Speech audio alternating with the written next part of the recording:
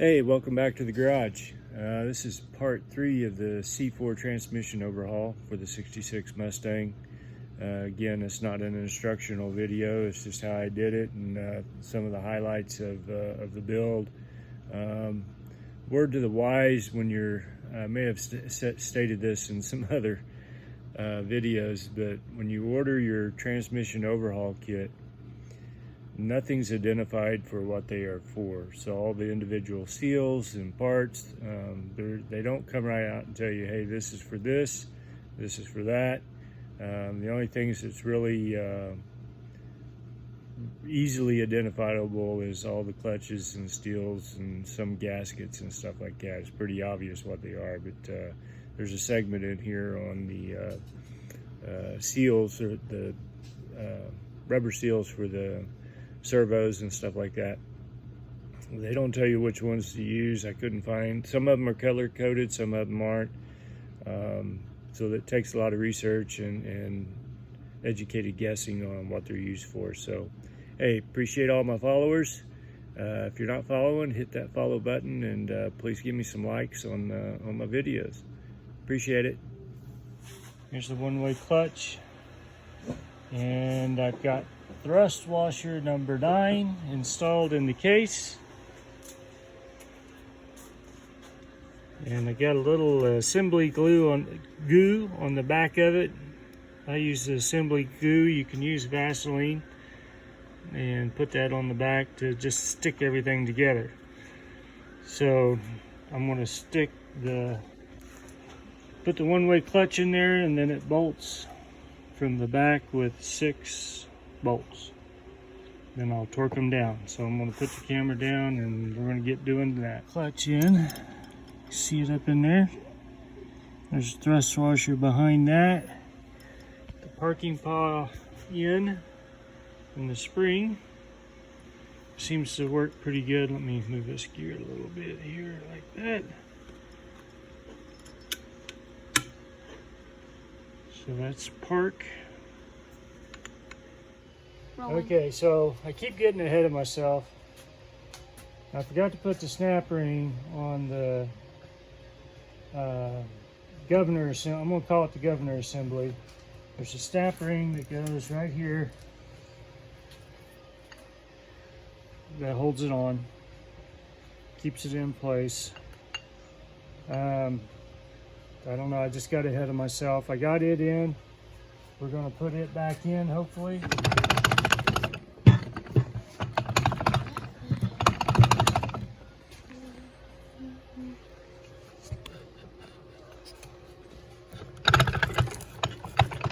Got to get the seal rings to start. There we go. And it's in. There we go. Now we're in. It's in there and it's fit. Yeah, I got the distributor governor snap ring on, put the shaft back in. I removed the planetary and put the second snap ring in here. Then I'll put the planetary with the, what, hey Jackson, what thrust washer is this? 7. Number 7? It's either 7 or 8. I think it's Nah, 7. should be 7, I think. Is it the one that's in the valve thingy? Yeah. Yes.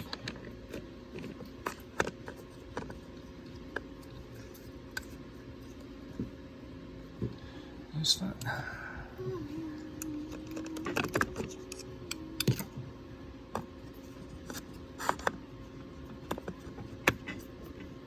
There we go. All right, moving on. Fingers crossed.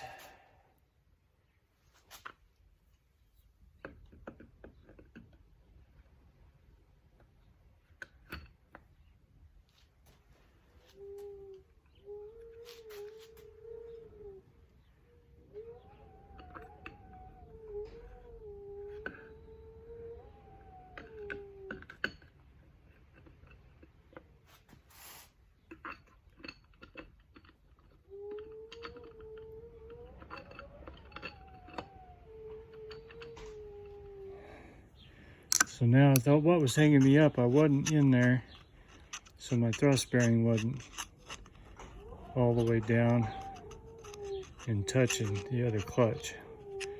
So I got it in there, and I'm flush here, and I think that's the way I found it. Got a little bit of a gap there, but I'm fully seated all the way around, so I feel like I'm in there good. So now I can try to put the pump on. Getting them seal rings in.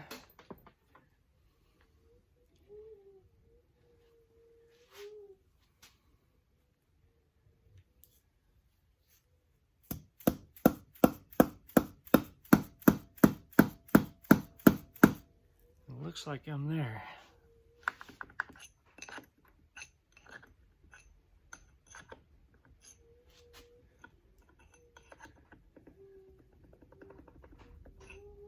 All right, so I'm there. Okay, I'm gonna thrust it here. I'm not really set up very good for this, but I'm looking for 38 to 40 thousandths. I'm about 25. I can, if I really bear down on it, I can get 30, but I'm in the range there. I know I'm not any wider than 40, and I'm above 10, so I'm in pretty good shape here. So I'm going to call it good. About 5 thousandths off there. So don't waste your money on a Harbor Freight dial indicator stand. They're jinky as hell. That's not. I should have brought one home from work, but I can move that anywhere I want it. And I may go ahead and bring one home from work and double check it, but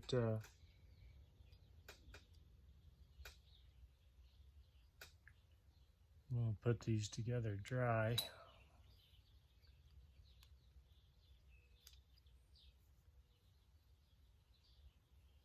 There's that one.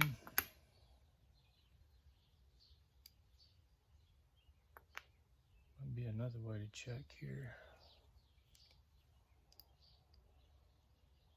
Yeah. I don't know. I'm thinking these may be wrong.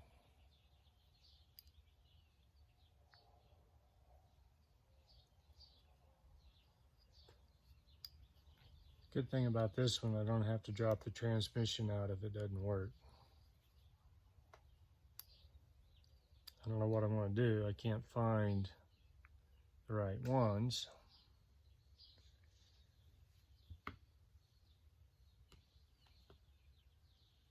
I'm going to use transmission fluid for this assembly.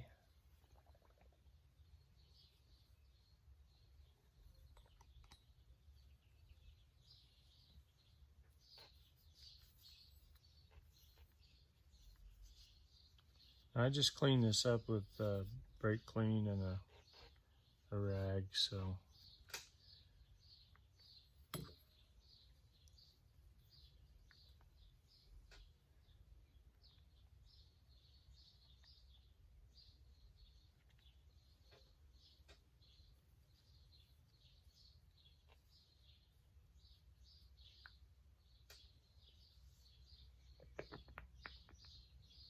Seems to be fitting pretty good.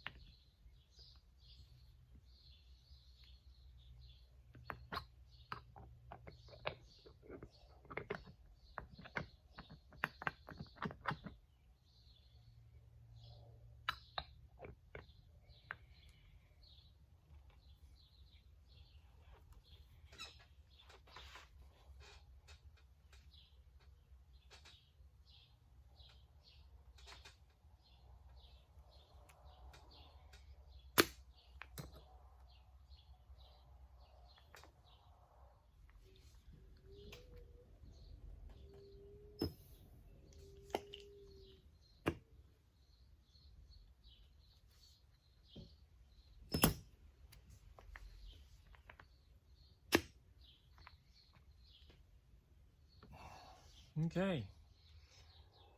Okay, I'm getting the intermediate servo ready to put back together. And when you buy these kits, when you buy this kit anyway, this O-ring or this seal was in a different package by itself. And it's a pretty close fit on what I need. It seems to go in better, but it's not quite what I thought it would be. I know there's some swelling and machine differences, but it's pretty dang close. So I'm going to go with this one. I'm trying to keep these separated here so I don't mess it up. And here's all the other ones they give you. So you got to kind of hunt and peck and see which ones you're after. So I'm going to say this is good. The next one is the outer pistons. So you got inner and outer. First one I showed you would go here. The next one goes here. So this is the one I picked out, and this is the one I took off. And when you lay them on top of each other, they're fairly close. I got to keep in mind that the old one's been in there for 56 years, so I'm sure they're swollen and not quite the same shape they were. And this one's marked with the blue stripes.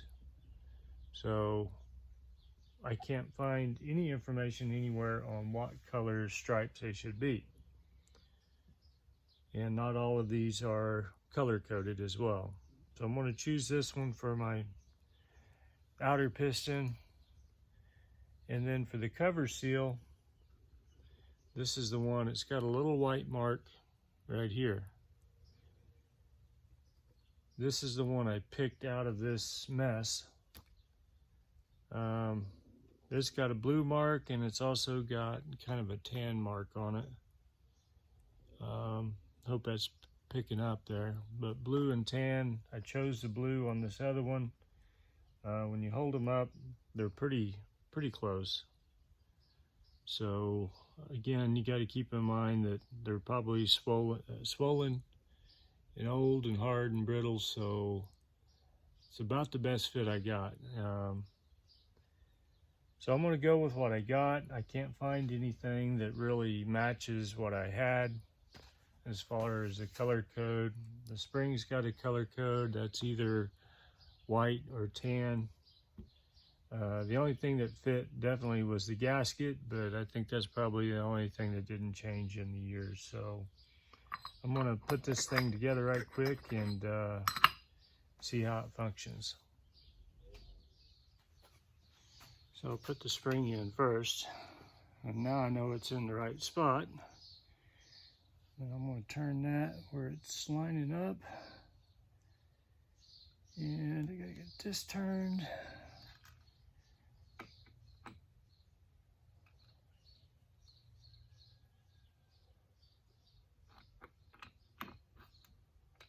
There we go.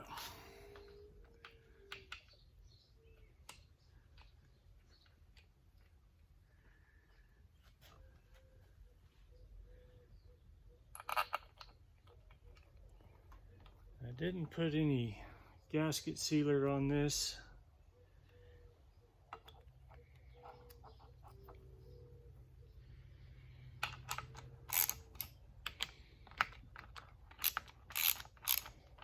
Trying to take this down evenly so I don't pinch the seal. For some reason the gasket was kind of cocked in there.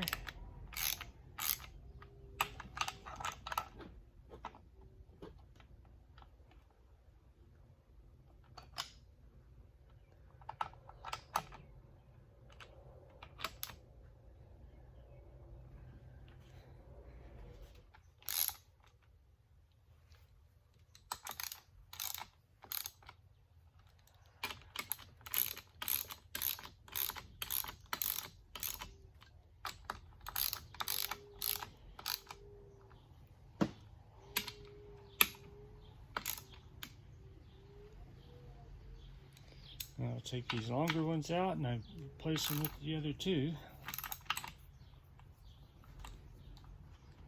I'll throw a couple more in here just to have them in. So I get these in, I'll roll it back up, and then I can do the adjustment on the intermediate band.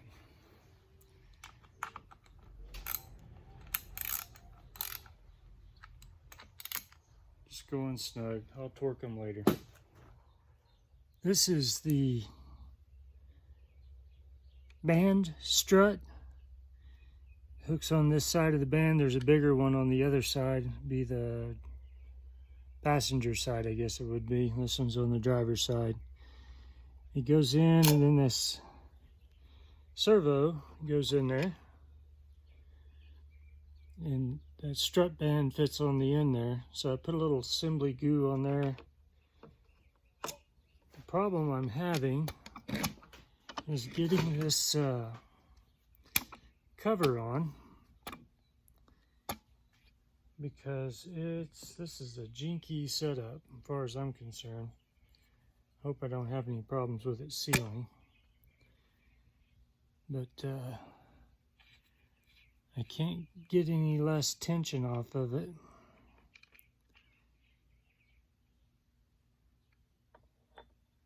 I'm going to put this on, and that O-ring wants to spin up on me. So I'm just going to put a couple of bolts in here to keep it from popping out on me.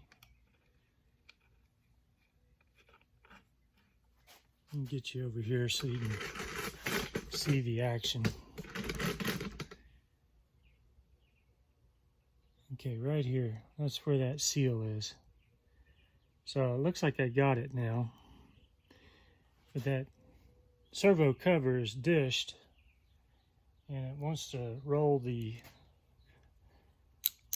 O-ring up and twist it out and not seat, but it looks good and seated there now. So I'm going to get this in.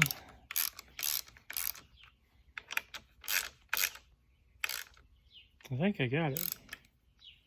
Find out when I start it.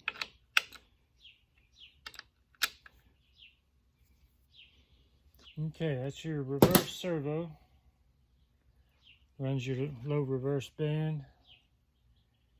I got a couple more bolts, I'll put it in here. So the book's telling me to tighten this to 10 foot-pounds, each one of the adjustments. There's one for the reverse, one for the intermediate. So I bought a Harbor Freight torque wrench. I don't know if I talked about that before as I'm putting this video together, but it was nowhere near being right. And it's pretty difficult to find a it's difficult to find a torque wrench that'll go to 10 foot-pounds, something that low. So I bought me a Husky from Home Depot. Bought one that's in inch-pounds, and it'll go 0 to 200 inch-pounds. So I decided to go with that one, and I set it at 120 inch-pounds. Nice torque wrench, by the way. Torque these down to 10 foot-pounds. Now the book's telling me to back them off so many turns, so I'll get set up for that shot. Okay, so the band adjustment here for the intermediate is you back it off a turn and 3/4. The one on the opposite side over here, right down there, is 3 full turns. So I'm going to start with this one here, 1 3/4 turns. So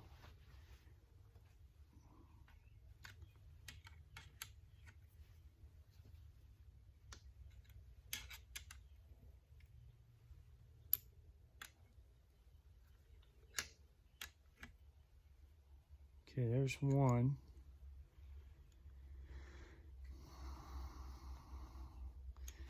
So I'm straight up and down. There's one. I'll go one flat. That's a quarter. That's a half. Right there. And that's 3/4. Okay. And then you tighten the nut. So I bought new nuts. And they've got new seals on them. Well worth the money. I think they were $6, $7 a piece, something like that. I just bought one for each side. Probably Buna rubber. They break down. It's definitely a point for a leak, so I'm deciding I'll put new nuts on them.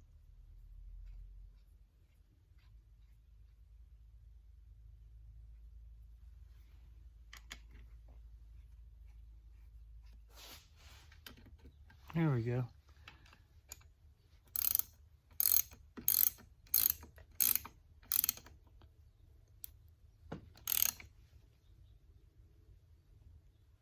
Okay, there's that one. Hopefully you can see that. Okay, so the reverse one is you back it off 3 full turns. God dang.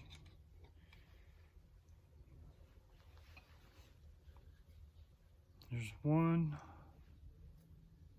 2, 3. It's a little off there.